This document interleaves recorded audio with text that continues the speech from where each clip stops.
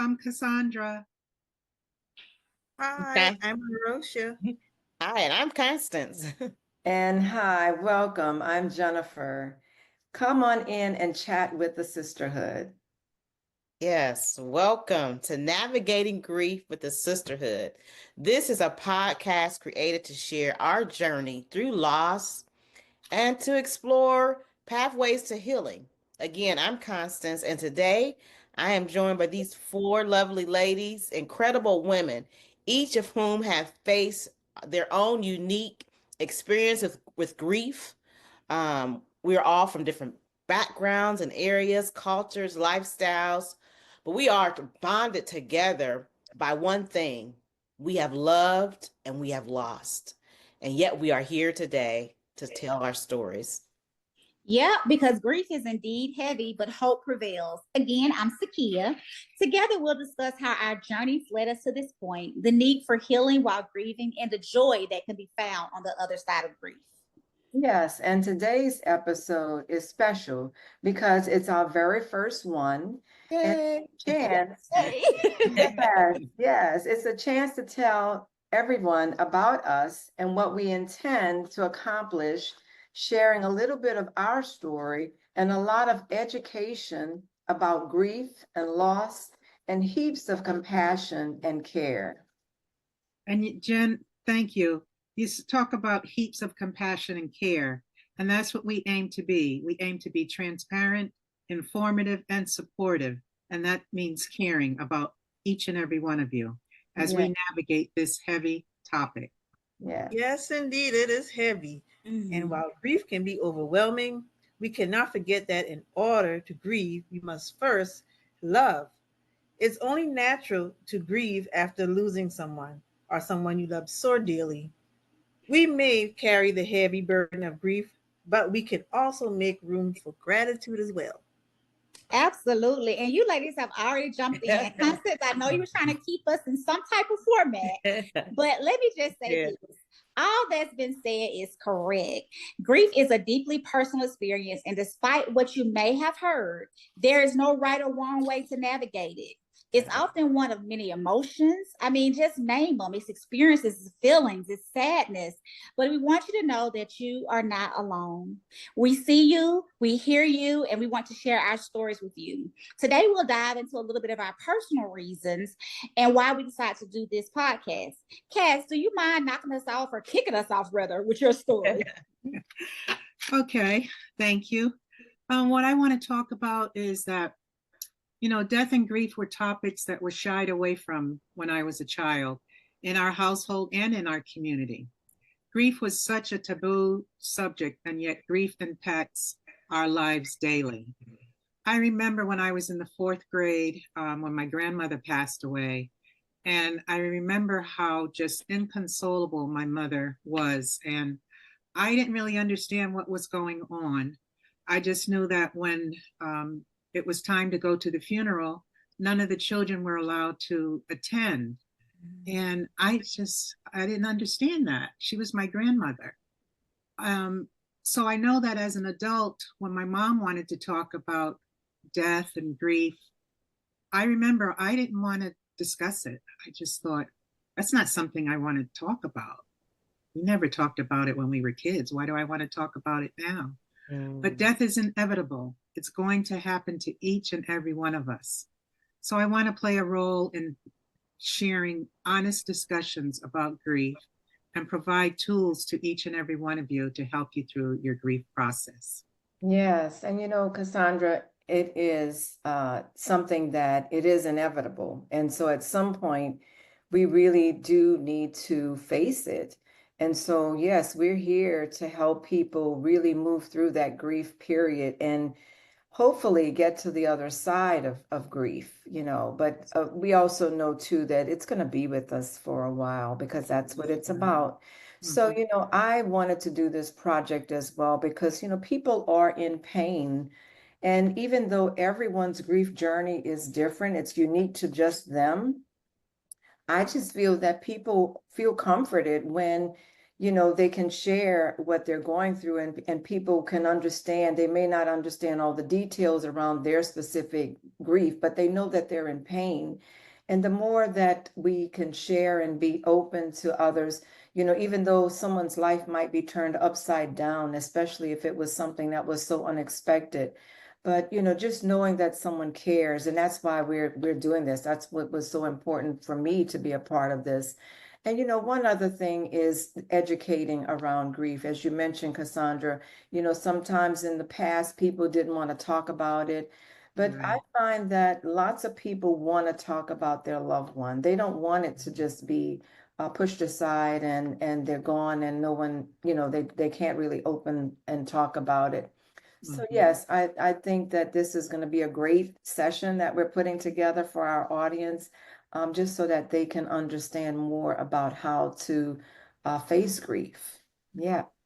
Yes. And even before Arosha says anything, because I know she's just itching to talk, I see it all over her. I do have to say, though, Jennifer, you made a good point.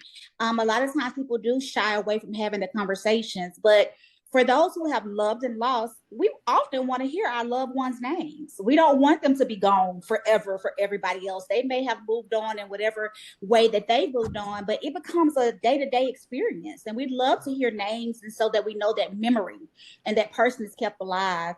And then, Cash, you said something too that I had to piggyback off of when you talked about as a child that you were not, you didn't even go to the funeral, or was it were not, didn't expect to go. And we're going to spend time in our podcast talking about different cultures and the way we operate around grief, because it's different for everybody. Once again, no right or wrong way, but we definitely want to open up the door and open up the conversation so that people can talk about grief in a natural way as a part of what happens in life. Yes. Yes. Yeah. I agree. I'm passionate Agree. about it because I was always curious about grief. But growing up, like everyone said, I was taught to be quiet, suffer in silence. You don't talk about it. Once the person's gone, you do this little ceremony where you wear black for a while and you just don't discuss it. And now, as I'm growing older and I've experienced a big loss, I need to learn some education on grief. And I have been taught some tools. And I didn't realize there are a lot of people out here who are suffering. And there's a community of people, but with the right support, you can work through your grief.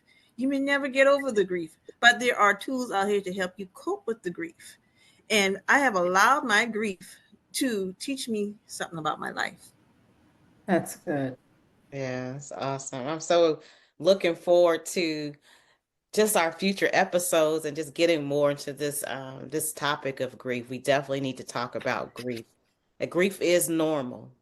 So, but let's switch gears a bit, ladies, and let's kind of share with everyone a little bit about our own personal journeys with grief. And I'll go first. So I've had, a lot of losses, different types of losses in my life. But the most significant loss that I have experienced was the loss of my husband. We were married for 15 years, and in 2021, um, in 5 minutes, my life was turned upside down. I went into the dry cleaners to pick up our laundry, and when I came back to the car, my husband was in an active stroke, and 2 days later, he was gone.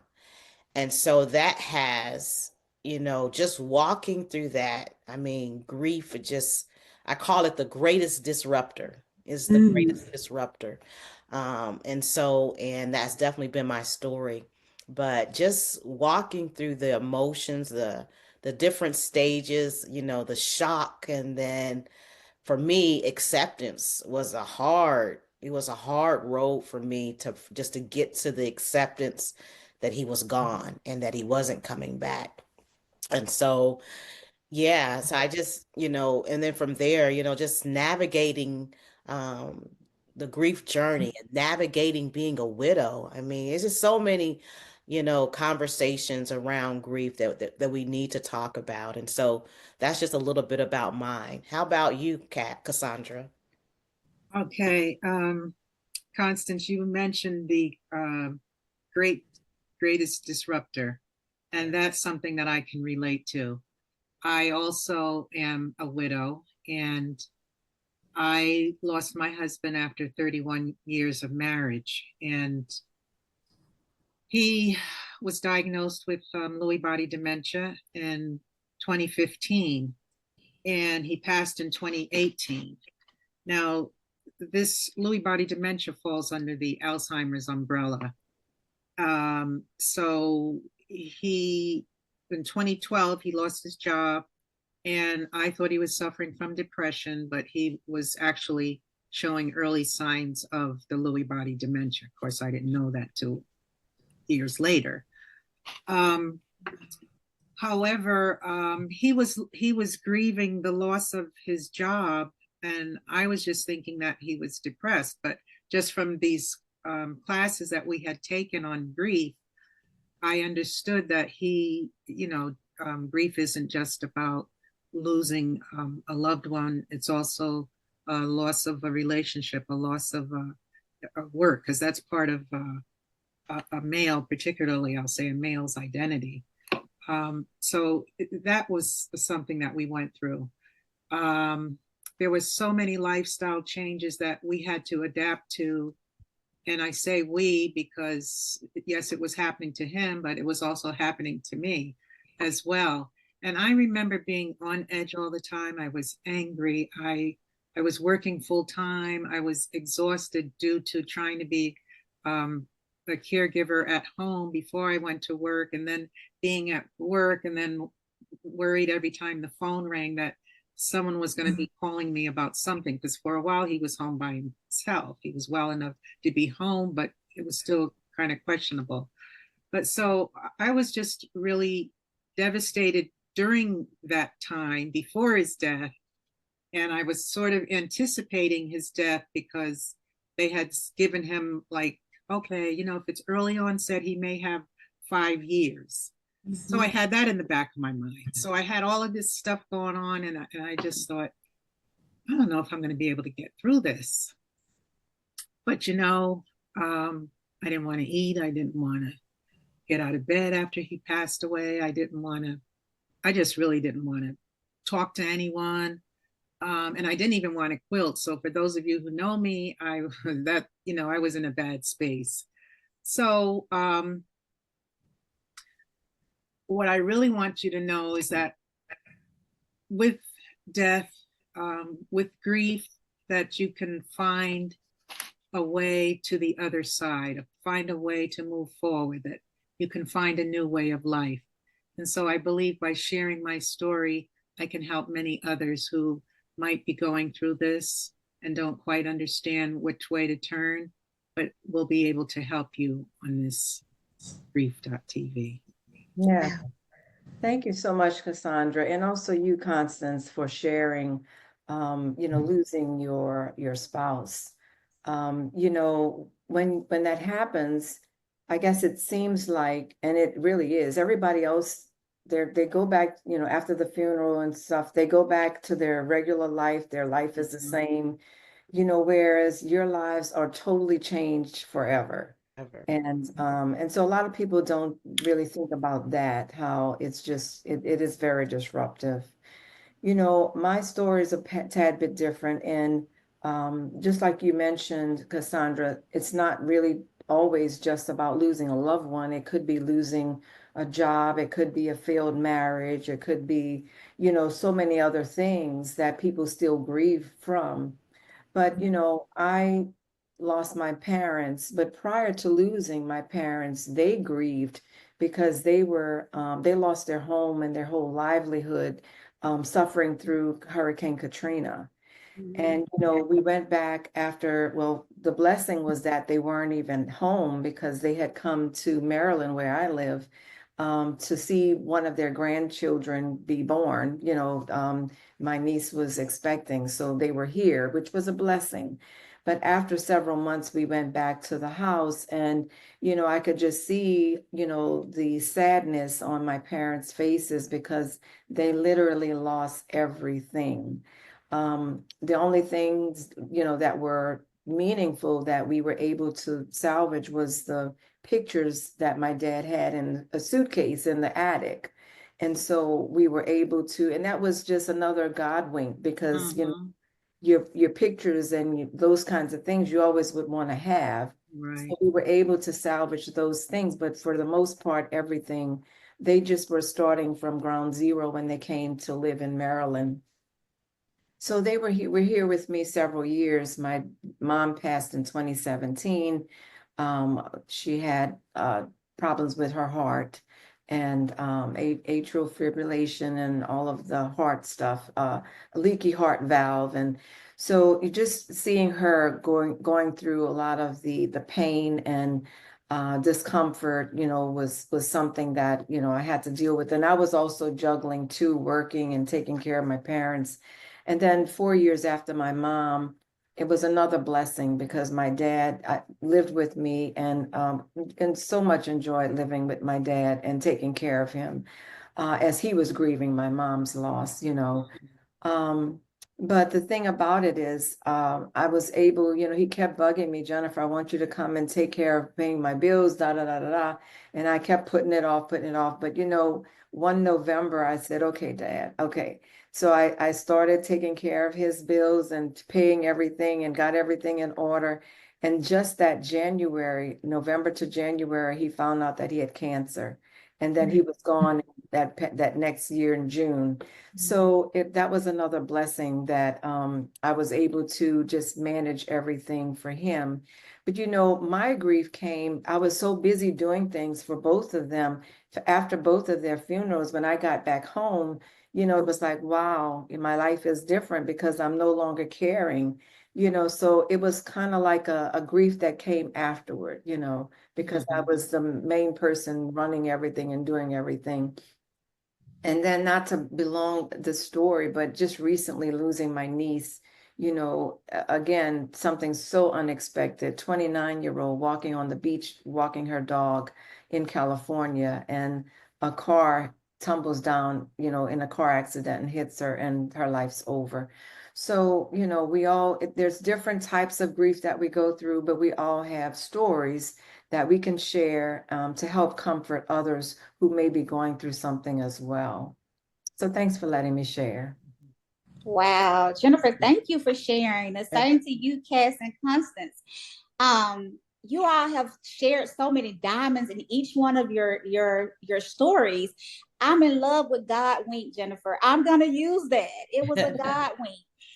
You'll hear us as we talk about our different stories that we do want to focus too on the joy that you can find in grief. We heard where life can change in an instant. We heard in Cass where it was like a long, slow goodbye.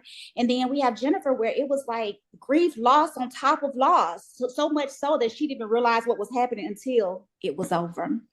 So my story is still a little bit different.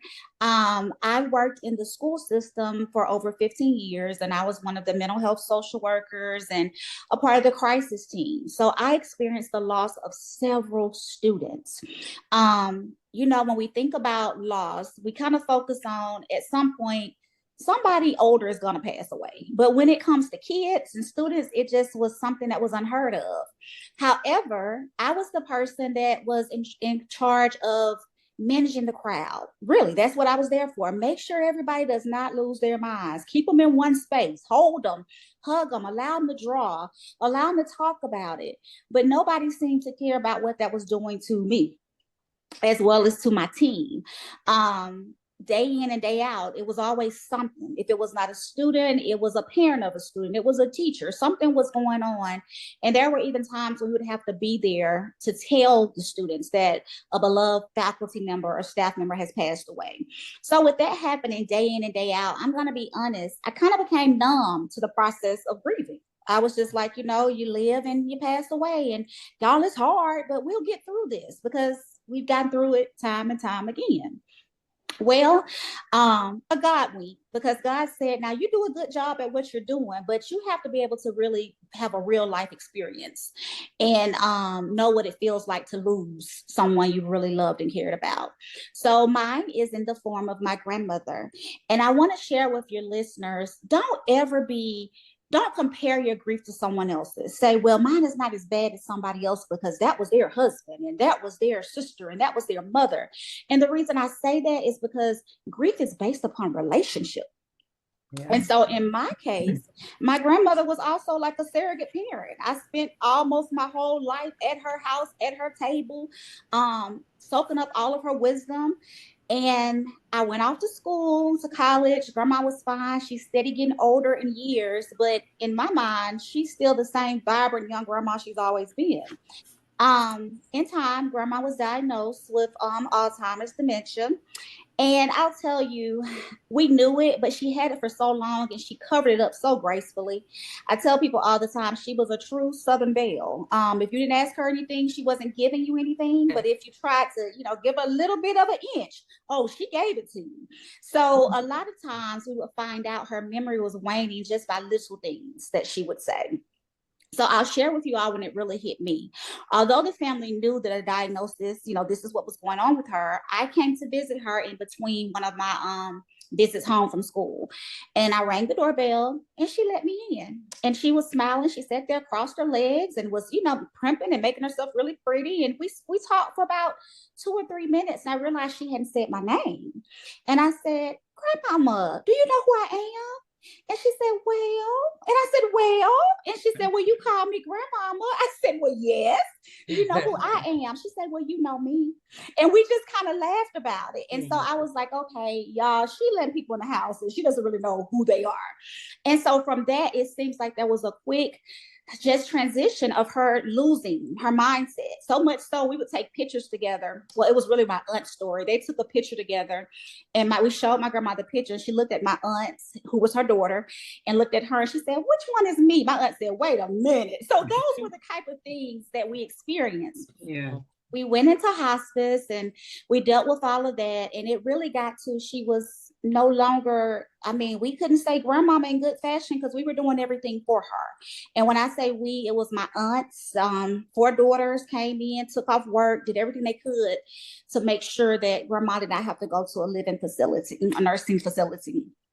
So the long story short, she passed away and it was very hard for all of us. I explained it to the family, like as the engine was just shut down. We've done all that we could. We've done all the tune-ups. But even when you say that, you guys, it doesn't take away from the pain that your loved one is no longer with you.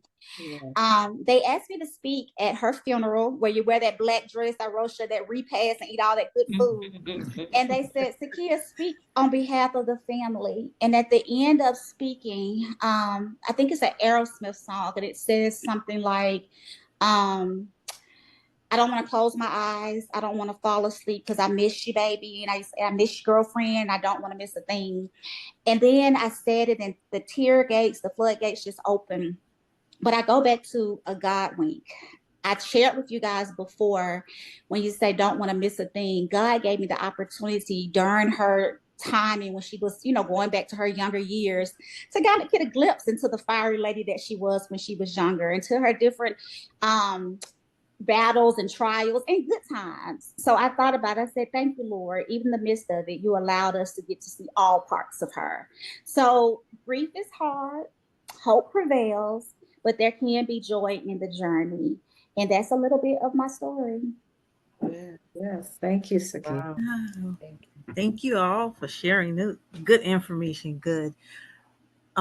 With me, I have something unique with like each one of you all. And I'm a social worker, and social workers do save the world, right? We don't have time to take care of ourselves or anything. We just saving the world. So my world, just like the greatest disruptor, started in 2018 with my mom, with her memory, with dementia. Mm-hmm. And I'm gonna make it short because it can turn into a lifetime story. However, it's a deadly disease. It can destroy families, and a lot of people are not educated on how powerful dementia is. Dementia, kind of what took my mom out. That disease, that horrible disease, took my mom out, and by March of 2023, she passed away. And me being like I said, the social worker saved the world. I felt helpless because I thought I had this greatest plan that I was going to do this intervention and I was going to save my mom. But hey, God had a different story.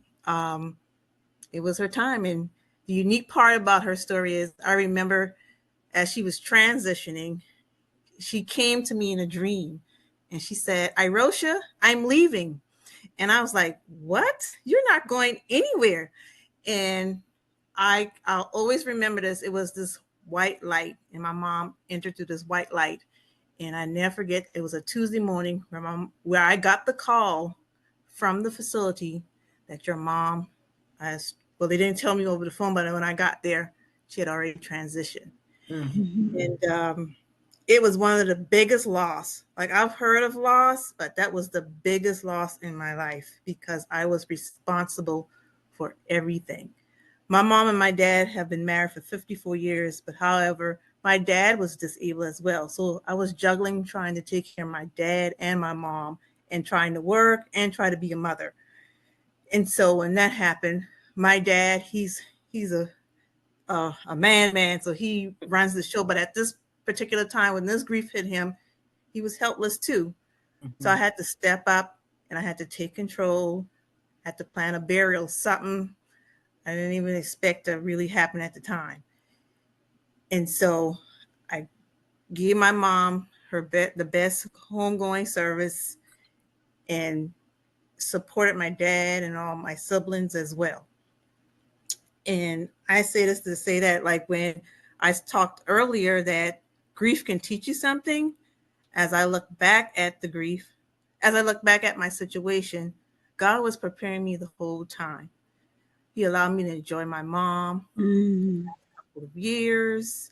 And I always recognize her as a butterfly. I wear a butterfly on me. So I carry it with me all the time. I keep my mom close to me. That's my symbol for my mom. That's good. And so that's just a little snippet of my story um, with my mom. Yeah. Wow. Wow. So beautiful. So Yeah. beautiful stories. And I, as I think as everyone has shared, that we have memories. And I'm so thankful that we have memories. You know, nobody can take away from us. We'll have those memories. That's And right. so thank you all for sharing your stories. Just a little bit. We all just shared a little bit, 'cause there's so much more to share. There's so many different details of the grief journey and the day-to-day of navigating the grief, navigating grief. And we just want to let you know that as we've all progressed and we've walked this journey, that there is another side, and that as we have arrived into a new place and space in our journeys, you will too. It's clear that while all of our experiences may differ, the journey, um, the journey of grief, um, is one that we must navigate carefully. And so, because life continues on, we continue to move forward, we continue to grow, and we're shaped by our experiences. And so, and those experiences, they shape us and they cause us to be more compassionate and just awesome human beings to give back to others. And so, I would like this time, I would like each of the ladies, if you guys would just maybe share the intentions of for you as you navigate your individual journeys that you would hope for our listeners to gain as they navigate their journeys as well. Maybe Yes. share a little bit about that. Yeah, so I'll start. As Irosha said, sometimes we learn so much through grief, going through grief. And then looking back at the memories. So my hope for, myself as well as everyone joining us is that we continue to hear the stories, allow others to share their stories. And I feel that we're going to find strength in this community of sisterhood because you will know that we're all with you. We have a heart of compassion. We care. We want to support you. And there might even be times where we have people come on and share other stories, their stories, but we want to be supportive. And so I really believe that you will continue to grow, you gain strength, and you will love to actually continue to be a part of this community. Yes, I really feel that. Thank you, Jen. I guess my intention changes. So we've kind of thought this thing through, guys, and tried to format it in a way. And I had an intention before, but mine has changed today. My intention is that everybody who's watching this knows that there's a purpose for you to be here, that there's something that is being shared among us that can help you in your journey of life. As we talked about it, grief is inevitable. It's going to hit us all at some point. So being able to now even start building the capacity of compassion and empathy, and knowing that it may not be you today, but it's going to possibly be you at some moment, and figuring out a way that you can go ahead and extend that love to others. So healing is my intention, but I know that with healing, you must first feel. You must feel every emotion that you have. And we want you guys to know that we may be at this point and on this side, but we recognize it is a journey. We recognize it is a process, and we're not trying to push anybody to get to that point. We just want to offer a little bit of glimmer of hope, and to let you know that you can find joy in the grief.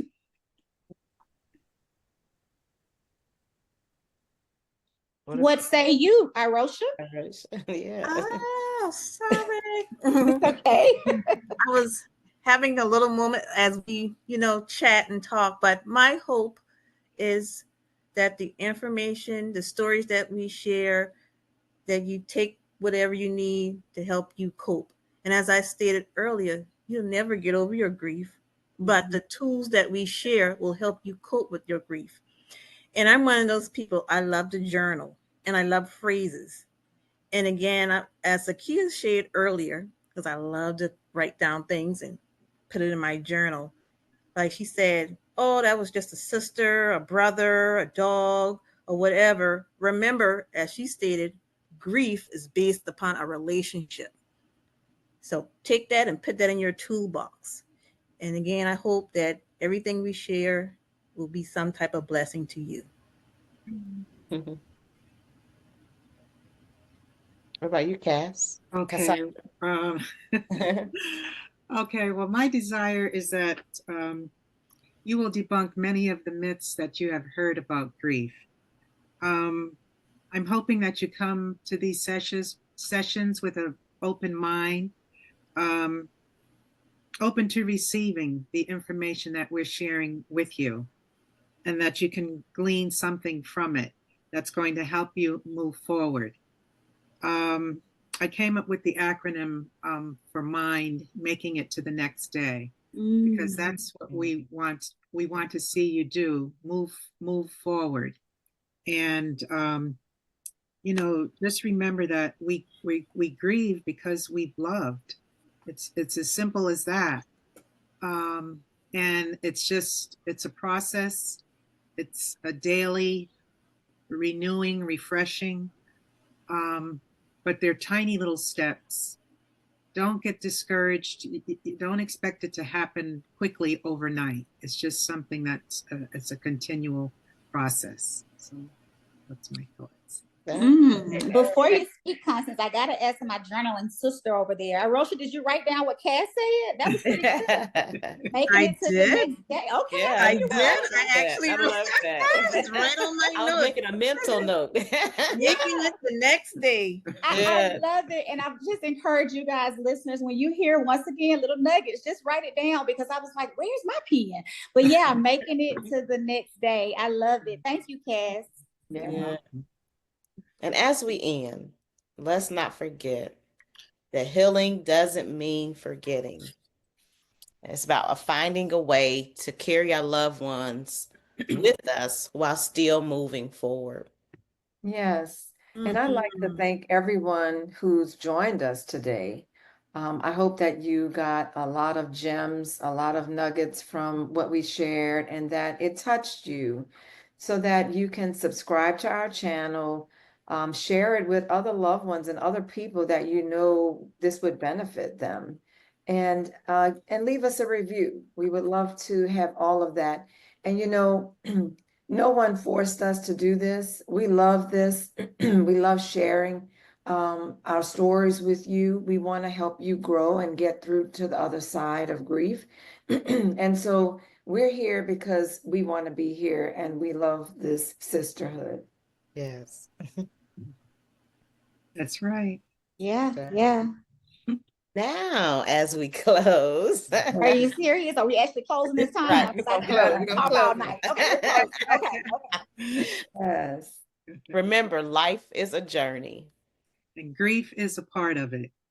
Yes. and we We are are navigating navigating it together. together. or something like Yes. that. Yes. Yes. So thank you again for joining Thank us. you. Yes. Thank you. Thank you all. See you next Bye-bye. time. See you next Bye. See you next time. time.